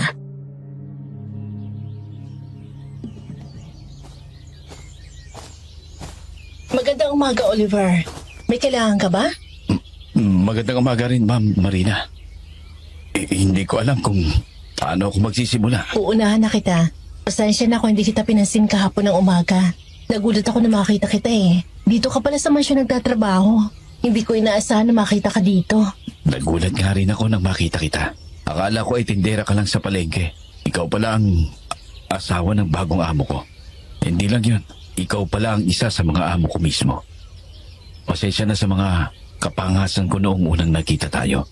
Naiya tuloy ako ngayon sa mga pinagsasabi ko noong araw na yun. Huwag mo na isipin yun. Ito pala ang tinutukoy mong komplikadong sitwasyon mo. Pero mukhang maayos naman ang lahat sa pagitan ninyo ni Sir Lucio. Nakita ko kung gaano kayo kalambing sa isa't isa kahapon nang magpunta tayo sa klinik. Oo, nagkasundo na kami kaya bumalik na ako dito sa mansyon. Congrats nga pala sa pinagbubuntis mo. Maraming salamat. Oliver! Anong ginagawa mo dito? Huwag mong istorbohin si Ma'am Marina. Ayos lang ho, mga ador. Nagkakilala na ho kami ni Oliver ng isang araw sa palengke. Sa tindahan ni Teresa siya bumili ng mga damit at nagpatahi ng uniform niya. Pamangkin niyo pala siya. Ay, oo, Ma'am Marina. Pasensya na ho. Maiwan na namin kayo. Oliver, samahan mo ko sa garahe. May pinakukuha si Sir Lucio.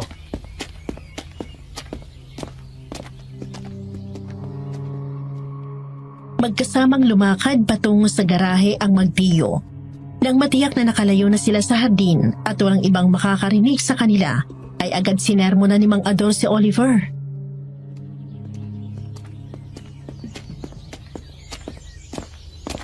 Nag-iisip ka bang bata ka?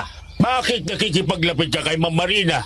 Alam mo ba ang pwedeng gawin sa'yo ni Sir Lucio kapag nalaman niya na may gusto ka sa asawa niya? Wala ho akong ibang intensyon, Tio Ador. Gusto ko lang ho kausapin si Ma'am Marina tungkol sa pagkikita namin ng isang araw dun sa palengke. Alam mo bang si Dennis na pinalitan mo ay nagkagusto rin kay Ma'am Marina?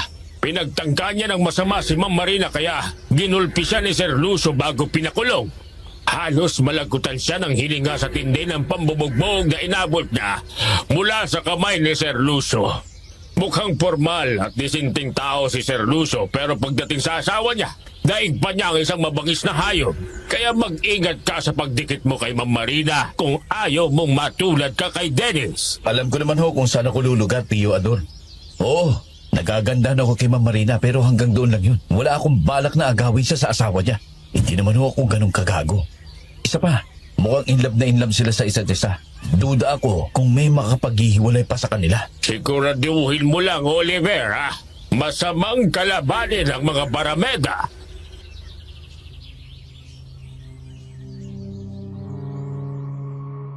Subalit taliwas sa iniisip ni Mang Ador, tila hindi naman nagsiselo si Lucio sa pagiging magkasundo ni na Oliver at Marina. Madalas pa nga ay si Oliver ang inuutusan ni Lucio na samahan sa pamamasyal o pamimili ng mga gamit ng baby si Marina. Kaya unti-unti ring naging palagay ang loob ng dalawa sa isa't isa.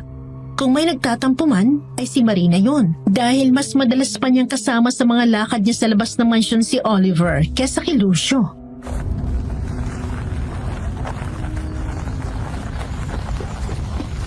Nahihibang ka na talaga, Lucio. Imbes na ikaw ang sumama sa asawa mo sa pagpapacheck up niya, hinayaan mo na naman ang driver na yon ang kasama niya. Sinasadya mo ba talagang itulak palapit sa lalaking yun ang asawa mo? Hindi ka naman siguro bulag para hindi mapansin na may gusto ang lalaking yun kay Marina. Alam kong ginagawa ko, Mario. Pinaimbestigahan ko na si Oliver. Matinong tao siya. Mabait, masipag at tapat. Hindi siya gagawa ng kalokohan habang narito pa ako. Kung ganon, tama nga ang hula ko. Siya ang gusto mong pumalit sa'yo sa buhay ni Marina kapag wala ka na. Pinaglalapit mo sila ngayon para tiyak mo na may masasandigan si Marina pagkamatay mo. Hindi ko alam kung hahanga ako sa'yo o maaawa, Lucio. Gusto ko rin tanggapin at mahalin ni Oliver ang magiging anak namin ni Marina. Kaya siyang pinasasama ko sa tuwing magpapacheck up si Marina. Gusto kong ituring niya na parang tunay niyang anak ang anak ko. Hindi lang si Marina ang iahabiling ko sa kanya, pati ng anak namin. Kakaiba ka nga talaga, Lucio.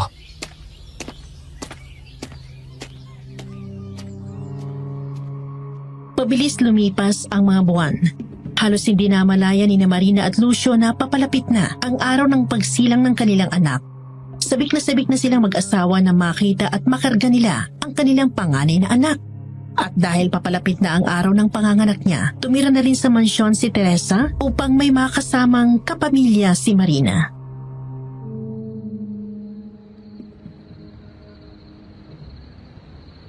Namimiss ko na si Lola Juanita. Bakit ba kasi ayaw niyong pumasyal man lang dito sa mansyon kahit sandali lang? Kung hindi lang ako nahihirapan kumilos sa laki ng tiyan ko ngayon, ako nang bibisita sa kanya eh. Gusto ko matikman ulit yung luto niya. Huwag kang mag-alala. Nangako naman si Lola Juanita na darating siya kapag manganganak ka na, hindi ba? Busy pa siya sa paghahanap ng solusyon sa problema niyo sa sumpa sa pamilya ni na Lucio. Kailangan niya pumunta sa ibang bayan para tanungin ang iba niyang kakilala kung may alam sila na pangontra sa sumpa kina Lucio. Hindi ko akalain may alam din pala sa mga sumpa si Lola Juanita. Akala ko magaling na manghihilot lang siya. Ako nga rin nagulat. Pero ang mas ikinagulat ko ay ang maayos niyang pagharap kay Lucio. Akala ko nung una ay mumurahin at sisigawan niya si Lucio dahil sa ginawa ni Lucio sa'yo noon.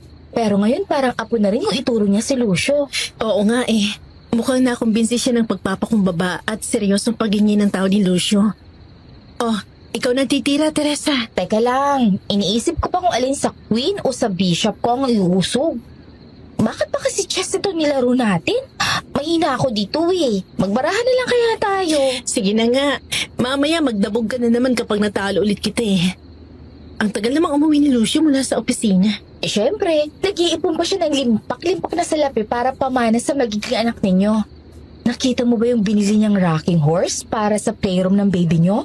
Grabe, ang mahal ang presyo. Pang isang buwan ko na yatang kita sa tindahan yun eh. Tingin ko nga, binili niya na lahat ng laman ng mga toy stores sa buong bayan. Punong-puno ng playroom ng baby namin eh. Kahit mga laruan hindi pa magagamit ng baby, binili niya na. Marina, bakit? Sakit ang tiyan ko, Teresa. Ano? Manganganak ka na yata. Ray! Tawagan mo si Lucio. Kailangan ko si Lucio, Teresa!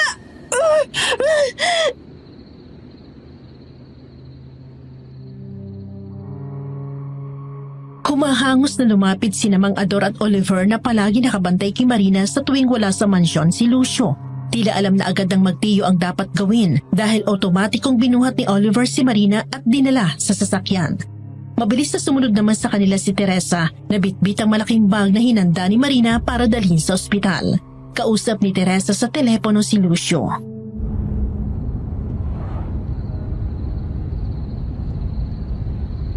Oh, sige. Papunta na kami sa ospital. Doon ka na dumiretso. Isama mo na rin si Lola Juanita. Akin ang telepono, Teresa. Gusto ko makausap si Lucio. Hello? Lucio? Marina, huwag kang mag-alala. Papunta na ako sa ospital. Kaya mo to. Kaya mo to, mahal ko. Makikita na natin ang anak natin. Oo, Lucio. Pakiusap, bilisan mo. Natatakot ako. Ang sumpa. Wala kang dapat ikatakot. Ligtas mong isisilang ang anak natin. Nakatitiyak ako nun, Marina. Kumalma ka lang at pagtiwala. Darating ako. Bago ka pa manganak, sasamahan kita sa loob ng delivery room. Sige. Hihintayin kita.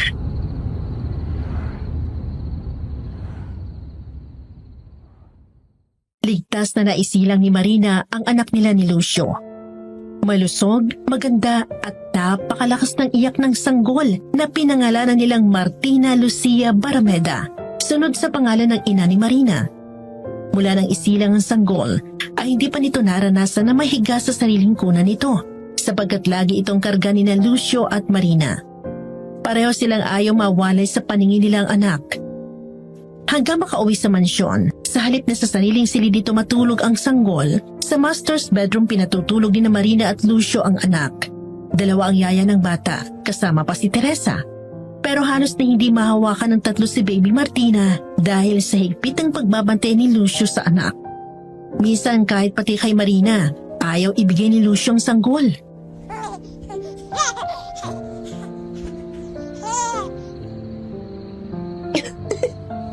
Lucio, akin na si Martina. Papalitan ko na siya ng damit pantulog. Ako lang magpapalit ng damit niya. Magpahinga ka na lang muna. Ay nako, wala na nga akong ginagawa kung hindi magpahinga buong araw. Sa pagitan niyo ni na Teresa at ng mga yaya niya, halos hindi ko na kailangan pa bumangon para alagaan sa Baby Martina. Tama lang yun. Dahil bagong panganak ka pa, mas mabuting magpagaling ka muna. Hayaan mo na sa amin ang pag-aasikaso kay Baby Martina. Magpalakas at magpagaling ka muna para hindi ka mabinat.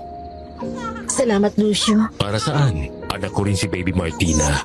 Tungkulin ko na alagaan siya. Oo nga, pero hindi lahat ng amay tulad mo. Marami ako nakausap na sa klinik ng mga nanay at sabi nila, ang mga asawa daw nila ay bihirang tumulong sa kanila sa pag-aalaga sa baby nila. Pero, ano yun? Hawakan mo si Baby Martina. Titingnan ko kung anong nangyayari sa labas.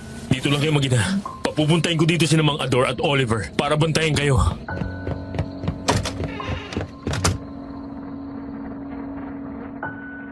Daglin lumabas ng silid si Lucio. Sa pasilyo'y nasa lubong niya si Teresa.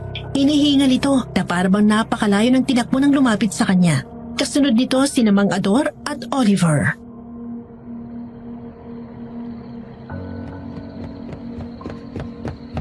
Anong nangyayari sa labas? Lucio, si Lola Juanita yun. Ano? Bakit siya sumisigaw? Nasaktan ba siya? Hindi, nasa labas siya ng mansyon. Hindi siya makapasok. Alam na raw niya kung paano mapuputol ang sumpa sa pamilya niyo. Hinahanap niya sina Marina at ang anak ninyo. Kailangan ninyo raw lumabas ron. Gusto rin niyang isama mo ang lolo mo at lahat ng kapamilya mong narito. Sigurado ka bang walang mangyayaring masama sa mag-ina ko, Teresa? Oo, Lucio. Hindi hahayaan ni Lola Juanita na masaktan sila Marina at Baby Martina.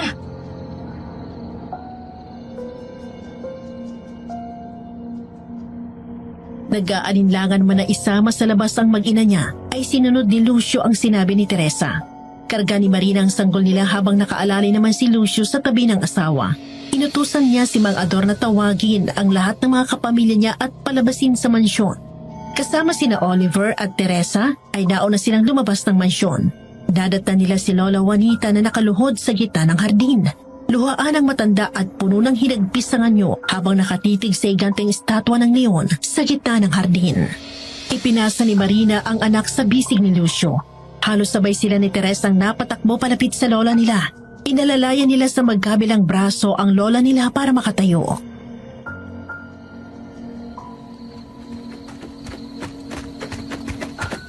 Lola Juanita, anong nangyari sa inyo? Lola Juanita, nasaktan ba kayo? Inuusig ako ng mga inosenteng kaluluwa sa ilalim ng estatwang yan. Naririnig ko ang kanilang mga panaghoy. Kasalanan ko ang lahat ng ito.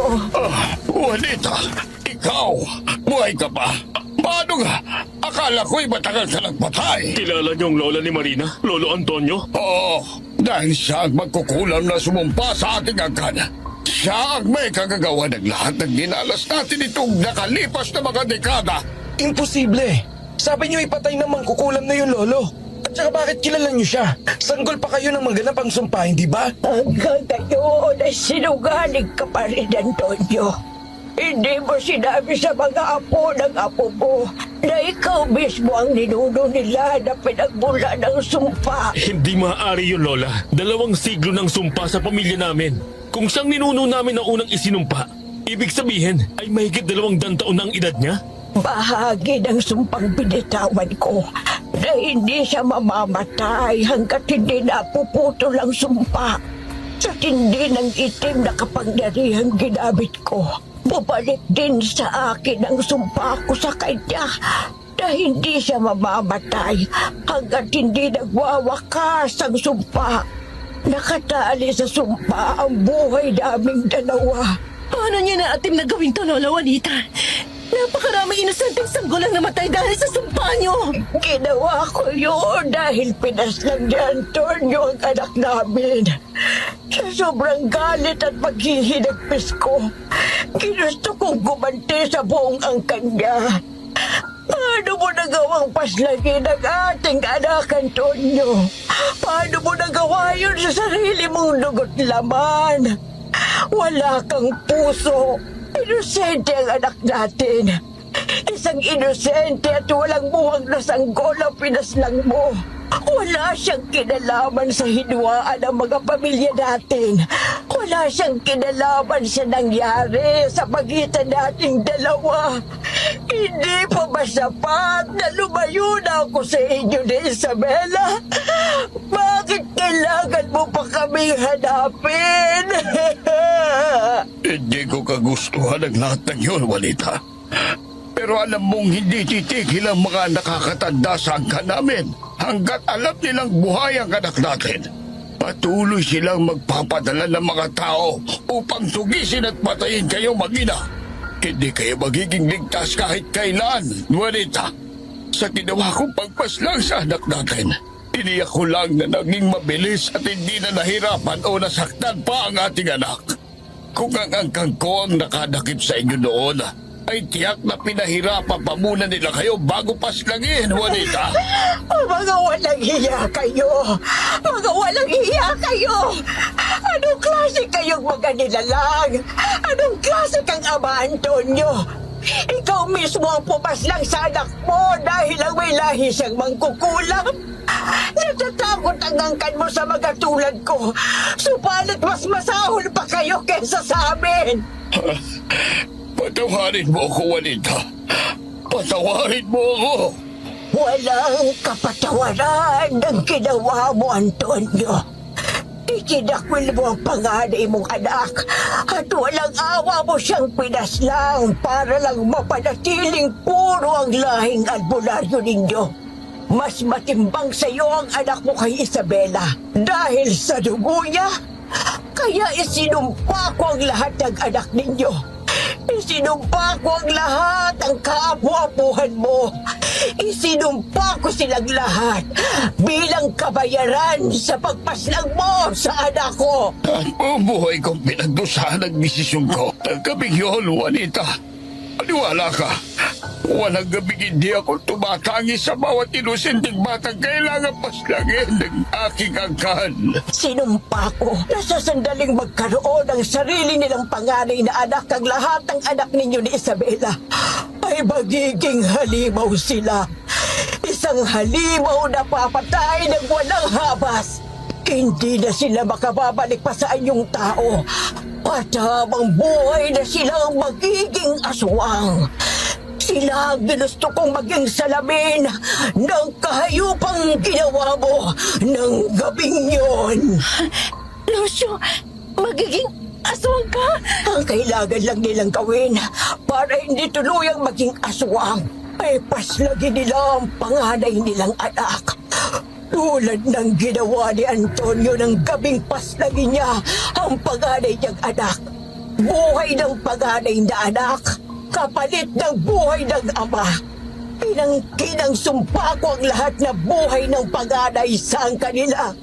Hindi binigyan ni Antonio ng pagkakataong mabuhay at lumaki ang anak ko.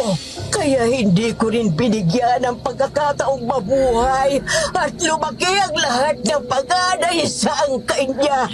Lola, napakasama ng ginawa niyo. At ngayon, pati ang anak namin ni Lucio damay sa sumpa niyo.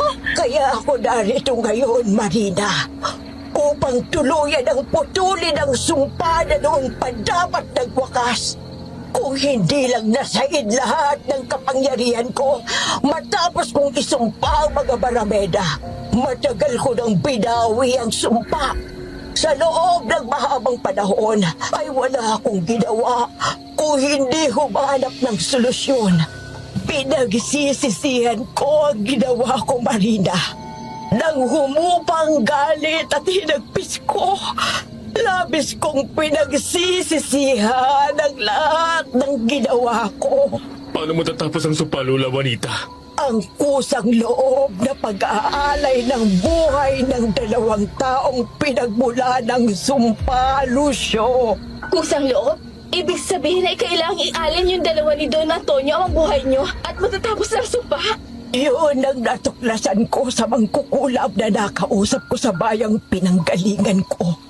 Tanging ang kamatayan na buong pusong hinarap para iligtas ang buhay ng mga inosente ang tatapos sa sumpa.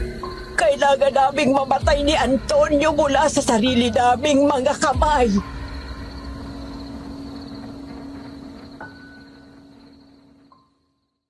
Animoy iisang tao na bumaling silang lahat kay Don Antonio. Subalit baka sa mukha ng matandang Don na wala itong balak na magsakripisyo. Mariing umiling-iling pa ito. Subalit hindi takot ang mababanaag sa mga mata ng lalaki. Paghihinagpis at pagsisisi ang naroon. Sinubukan itong humakbang palayo pero tila hindi nito maigalaw ang sariling mga paa. Lumapit si Juanita sa lalaki.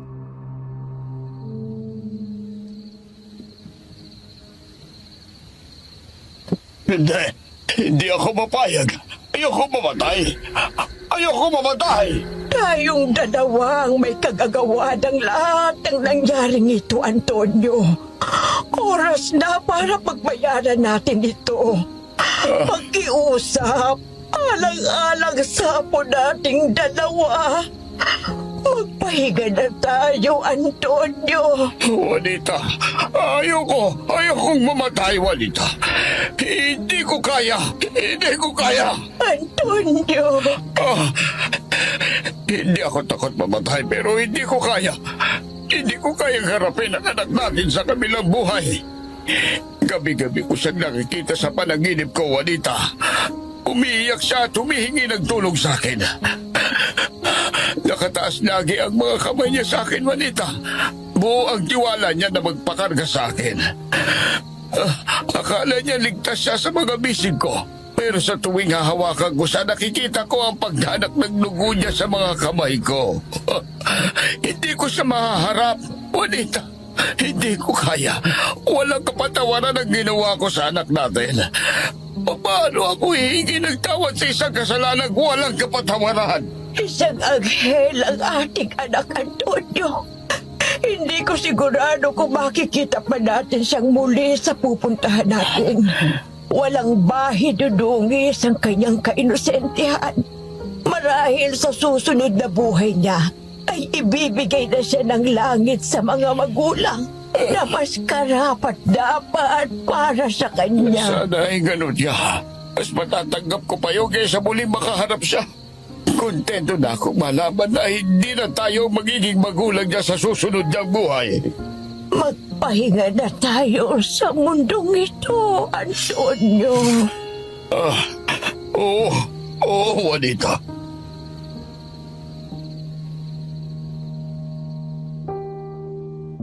Dalawang matutulis na punyal ang inilabas ni Juanita mula sa bulsa niya. Iniabot niya ang isa kay Don Antonio habang ang isa pa ay itinapat niya sa dibdib niya. Bago pa makakilos sa mga kapamilya nila, sabay na nilang itinarak sa sariling mga dibdib ang hawak ng mga punyal.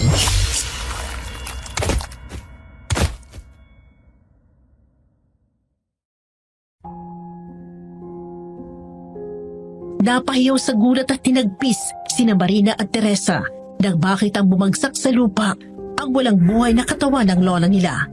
Tatakbo na sana sila palapit sa matandang babae pero maagap na pinigilan sila ni Lucio at Oliver sapagkat biglang umapoy at nasunog ang mga bangkay ni Don Antonio at Juanita. Mabilis na natupok at naging abo ang mga labi ng dalawa. Ang tanging natira na lamang ay ang mga punyal na ginamit ng dalawa. Parang may isip ang mga usok na nagmumula sa abo ng dalawang matanda. Bumulusok patungo sa estatwang leon ang usok. Biglang lumindol at nahati sa gitnang estatwa. Kasunod doon ay ang malakas at nakaririnding mga iyak ng sanggol. Tila libo-libong sanggol ang mga umiiyak, nakabibingi. Mahigpit na niyakap ni Lucio ang mag-ina niya habang pinagmamasdan ng makapal na usok na nagmula sa ilalim ng estatwa.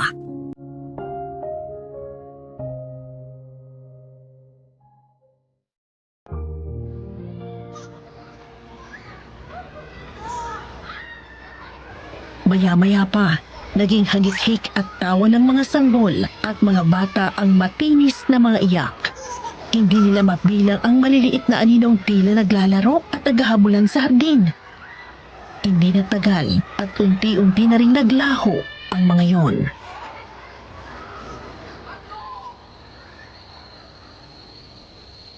Payapa na sila. Oo, at tapos ng sumpa. Ligtas ng anak natin. Hindi na siya matatakot na balang araw ay maging aswang din siya. Malaya na tayo sa sumpa, mahal ko. Umamin ka sa akin, Lucio. Binalak mong kitlil ang sarili mong buhay, ano? Yun ang naisip kong paraan upang makatakas sa sumpa. Oo, patawad kung hindi ko sinabi sa'yo ang bala ko. Ayoko lang na pabigatin ang loob mo. Wala akong ibang maiisip na paraan upang mailigtas ang anak natin. Ayokong hintayin na maging aswang ako at baka masaktan ko pa kayo ng anak natin. Nauunawaan ko. Pero ngayon wala nang sumpa. Pangako ka sa akin, Lucio. Sabay tayong tatanda at magkasama nating palalakihan ang anak natin. Pangako, Marina.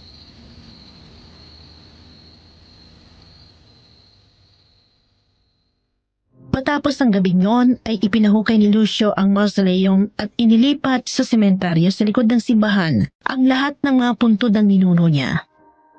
Maliban kina Don Antonio at Juanita, binawian din ng buhay ang ilan sa mga kamag-anak at kapamilya ni Lucio ilang araw matapos ang pagwawakas ng sumpa.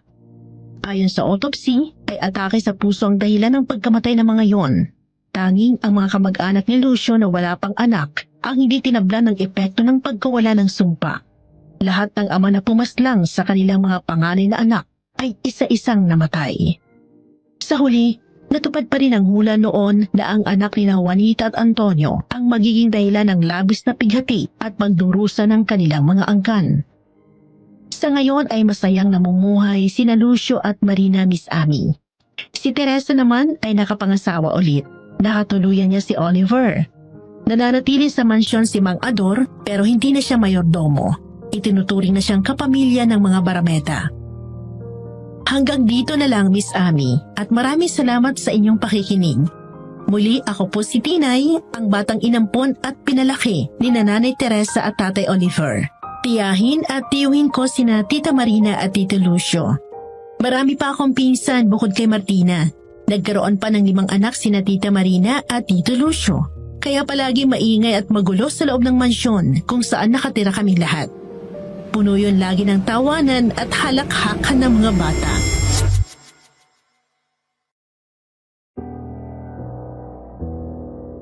Nangyari nga ang kinatatakutang hula ni Don Antonio, no? Pero kung titingnan natin nangyari yon dahil na rin sa sariling kagagawan niya. Kaya masasabing ang tadhana o kapalaran ng tao ay nakabase pa rin talaga sa mga desisyon at gagawin natin sa kasalukuyan.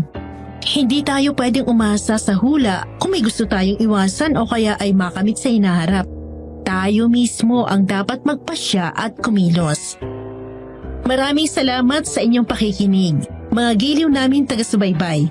Sana po patuloy niyong suportahan ang ating YouTube channels na Kwentong Takip Silim, Sitio Bangungot, Aswang Radio, Aswang Confessions, Aswang Diaries at Sitio Pangil. At syempre po ang Miss and Mr. Love Tagalog Love Story Channel. Hanggang sa susunod na kwentong pag-ibig na may katatakutan, ito po ang inyong lingkod, Miss Ami. Shoutout nga po pala kay Kikay Herodias, kay Hilda Brasal, sabi niya po maganda po ang kwento, salamat po at God bless po sa ating lahat. Kay Giselle Torres, kay Ma'am Annabel Estoria, hello po ma'am. Kay Crowlin Junyo at kay User, sabi niya po napaluha tuloy ako sa ganda ng story from Jeddah, Saudi Arabia. Kay Fatima Campos, sobrang sakit naman ng story na to. Kay Mitsuki Melbeth, kay Jennifer Laguardia, nakakayak naman to, grabe di ko na malayan, tumutulo na luha ko, ang ganda talaga. Kay Reyes, Sally Reyes, kay Jennifer Laguardia, ang ganda ng kwento, iyak ng iyak, nakakadala. Shoutout din po kay Siber Villarreal, kay Storm Lawrence de la Cruz, ganda ng kwento, more on love story na nakakalungkot. Kay Jelen Vieron, Jasmine Vicente, hi din po kay Arlene Albader ng Kuwait. Pa-shoutout po Miss Ami. Gustong-gusto ko pong pakinggan ang mga story niyo. Thank you po. And kay Ma'am Marites Tayamora ng Canada. Thank you po ma'am. Kay Davey Fonillas. Kay Evangeline Pitogo. Wow, gusto ko ang story. Ganda ng story kahit hindi sila nagkatuluyan. Shoutout din po kay Ma'am Dinos Garce ng Saudi Arabia. Hi din po sa iyo Ma'am Lenny Caro. At sabi naman po ni Ma'am Arlene Dolina, pa-shoutout naman po Miss Ami, ang lungkot naman po ng story. Kay Merin Paporayil, tama po ba? Sabi niya po, pa-shoutout po Miss Ami to Arlene Gordo from Dubai. Kay Divine Grace Tamondong, kay Erna Santillan, hello Miss Ami, pa-shoutout po, lagi po nakikinig from Doha, Qatar. Hi din po kay Ma'am Visa Natsumi, kay Althea Yarag, kay Christine Joy Kino. Hi din po kay Ma'am Josefina Ramos, kay Allen Jean Kodamos, super ganda ng story, nakakayak yung sa part na sumama si Mark kay Stella, nagsakripisyo talaga siya para kay Lenny. Ganda po lahat ng story nyo, always po ako nakikinig sa latest story nyo po, pangtanggal pagod sa trabaho. Salamat po. Shoutout din po kay Ma'am Rona Itura Sausa ng Hong Kong. Hello po ma'am. At kay Razel Rector, sabi niya po kawawa naman si Mark, wagas ang pagmamahal kay Lenny at sa mga bata. Ang ina nakakapanggalaiti, ang sarap tirisingin dahil sa kanya nasayang pagmamahala ng dalawa. Sobrang intense ng story at sa sobrang naiyak ako. Pero bilib ako kay Lenny, tama na bumalik ka sa ex mo para sa mga bata. Deserve nila ng mga may pamilyang buo. Sobrang salamat sa pag-share ng kwento mo Lenny kahit ang sakit sa puso. Kay G. Blair, Altoms, kay Emma Guillerma, sabi niya po grabe no comment, nako ang ganda. At kay John Ray Lompon, thank you so much po. Sabi po ni Sir John Ray, grabe yung story, nakakaiyak sa uli. Nakikinig dito po sa Riyadh, Saudi Arabia. Hello din po kay Iris Sutin. Shoutout din po kay Rose Maglipon, kay Pingping Alejo ng Antique, hello po. And kay Rinaldo Taksagon, kay Carmelita Domingo, kay Siti Hana, kay Jupel Delemente, Maria Likay, at kay Ma'am Gigi Sanchez. Shoutout din po kay 016. Sabi niya po palagi po ako nakikinig sa inyo kahit nasa biyahe. Mabuhay panalo sana ang channel nyo. Maraming salamat po.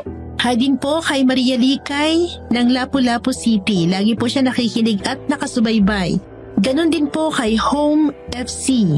Sabi niya po, bago ako magpahinga sa mahabang araw ko, pagod at antok. Salamat sa mga kwentong nagiging inspirasyon ko araw-araw habang nagtatrabaho dito sa Hong Kong. Marami pong salamat. Lagi po ako nakikinig sa story nyo araw-araw. Galing naman po kay J.K. Sang. Thank you so much po. At kay Marisa Montefalcon, sabi niya sobrang nakakaiyak. Sana naghanap sila ng mas magaling na manggagamot para nalabanan nila yung aswang. Kalungkot talaga. Shout out din po kay Dolores Galievo ng Qatar. Sabi niya po, simula nang narinig kong kwento nyo, lahat ng channel nyo, napakinggan ko, sobrang ganda. Ang comment naman po ni user, grabe sakripisyo ni Mark, true talaga siya, mahal kahit buhay niya pa kapalit. Kagagawan kasi ng mukhang pera na si Merna, pati kaligayahan ng inak ibinenta. Kawawang aswang na sakim sa pag-ibig. Mga agaw pa talaga, ginawa pang lahat ha. Salud talaga. Siya ang kabit kasi namimilit siya na hindi dapat para sa kanya. Mainggitin kasi. Akala niya mabibili niya ang tunay na pagmamahal. Nakakatawa. Sinasamantala ang kahinaan ng mukhang pera na maluhong nanay na walang kwenta. Galing naman po kay Ma'am Evangeline Aguilar, sabi niya so sad ang ending ng love story nila ni Marks pero super ganda ng kwento. Shout out din po kay Siti Hana ng Dubai. Isa po siyang Muslim. Hello po. At kay Rosalie Macarisa, araw-araw ako nag-aabang ng story niyo, Miss Ami. Nakikinig dito sa Kuwait. Sana ma-shout out din po ako. Hello po, Ma'am Rosalie. At kay Belinda Gariba, kay Jessa Durain, kay Girly Barasa, maganda yung kwento. Maraming leksyon sa buhay. Dapat wag maging sakim at makasarili. Hindi natatapatan ng pera ang pag-ibig. Shout out din po kay Haru Girl. Wow, nakakaiyak, sabi niya po. Shout out din po kay Ma'am Bel Matinong ng Hong Kong. Hello po, Ma'am. Thank you po. Ganon din po sa iyo, Ma'am Michelle Cedron. At kay Ma'am Fatima Alcalia.